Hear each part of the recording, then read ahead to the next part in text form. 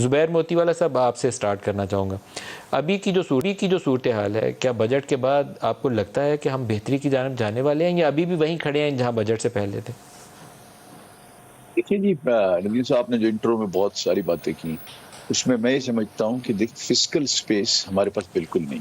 हम कोई ऐसा वेंचर नहीं कर सकते, कोई ऐसा काम नहीं कर सकते। मतलब जो भी अगर आप जैसा आपने बताया कि 7,300 का सिर्फ़ आप इंटरेस्ट के बद में पेमेंट करेंगे, तो आप मुझे बताएँगे फिर कैसे उसको हम आगे लेके चलेंगे। इसका तरीक़ाकार यही था, बजट और नो बजट।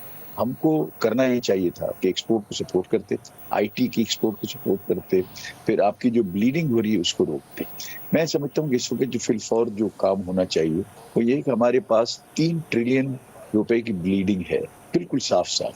$1300 बिलियन हम स्टेट ओन्ड एंटरप्राइज़ेज़ को खाली इसको चलाने के लिए, उसको खड़ा रखने के लिए, उनके नुकसानात को पूरा करने के लिए हम उसको दे रहे हैं।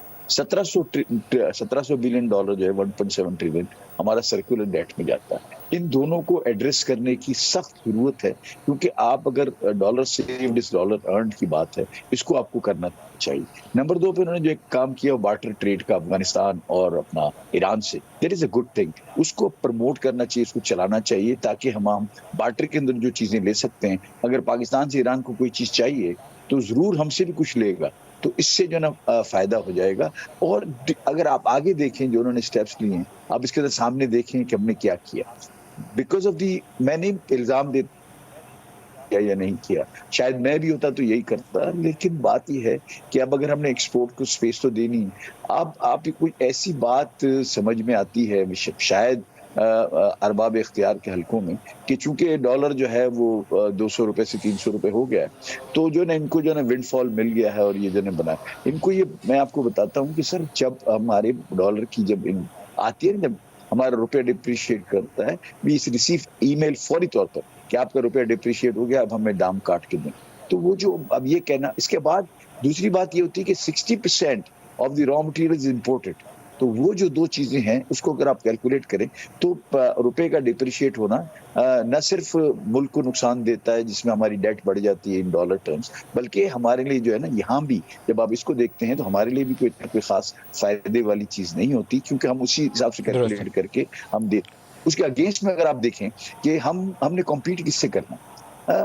आप नदीम साहब बिल्कुल सीधी-सी बात है कि अब हम क्या फिगर्स देते हैं कि जी यूएस के अंदर रिसेशन है, ईयू में रिसेशन है। यूएस की इंपोर्ट जो है ना वो 10% कम हुई है, ईयू की जो है ना इंपोर्ट 13% कम हुई है। लिहाज़ा हमारी एक्सपोर्ट जो है यूएस को वो 8-9% कम हुई है, तो ठीक है, दुनिया से इनकी इंपोर्ट कम होगी। इसी तरह ईयू से हमारी 9% कम हुई है, उनकी 13% इंपोर्ट कम हुई है। हम अपने आप को सैटिस्फाई करने की कोशिश करते हैं, हालाँकि ये बात नहीं है।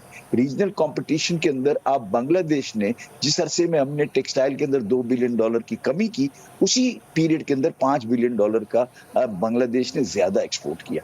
जब भी रिसेशन हुँ। होता है, तो कम प्राइस की कीमत की चीज़ें जो होती हैं, वो बिकती हैं। हम जो है ना बल्क वाली चीज़ों को प्रोड्यूस करने के काबिल इसलिए नहीं है कि हमारा कॉस्ट ऑफ मैन्युफैक्चरिंग हाई है। हम हाई एंड के अंदर बहुत अच्छे हैं। हम ज़ारा को सप्लाई कर सकते हैं, एडिडास को, नाइकी को, बहुत सारे ब्रांड नेम्स को हम सप्लाई करते हैं। उनकी एक रिक्वायरमेंट होती है, उनकी एक लिमिट होती है। लेकिन जो बल्क आइटम्स होती हैं, उनकी कोई लिमिट नहीं होती, वो कंटेनर्स के हिसाब से बिकते हैं। वो मुल्क को ज़र मुबादला ला के देते हैं, वो डॉलर्स ला के देते हैं।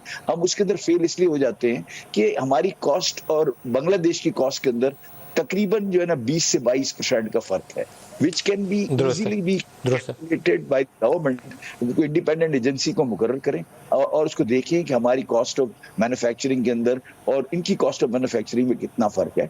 मैं $1 अगर जिसकी मेरे पास कॉस्ट आती हो, मैं 85 सेंट में, 9 सेंट में नहीं बेच सकता। लिहाज़ा we have to deny the orders और इसके नतीजे में अनएम्प्लॉयमेंट भी क्रिएट होती है, एक्सपोर्ट भी कम होता है। हम 4 से 5 दुरुस्त। बिलियन डॉलर अगले 1 साल के अंदर, 1.5 साल में हम बढ़ा सकते हैं।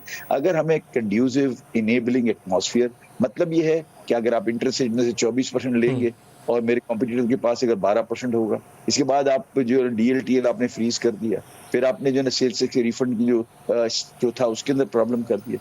फिर जो कॉम्पिटिटिव रेट्स थे, हुँ। रीजनली कॉम्पिटिटिव टैरिफ थे गैस के, इलेक्ट्रिसिटी के, वो आपने इसको फ्रीज़ कर दिया। मैं समझता हूँ कि पैसे नहीं हैं और आईएमएफ की कंडीशनैलिटीज़ हैं, लेकिन एट द सेम टाइम ये सारी एक्सपोर्ट्स को रोकता है। And I totally agree with you Nadeem हुँ। साहब कि the way out and quick fix is to support IT at every level.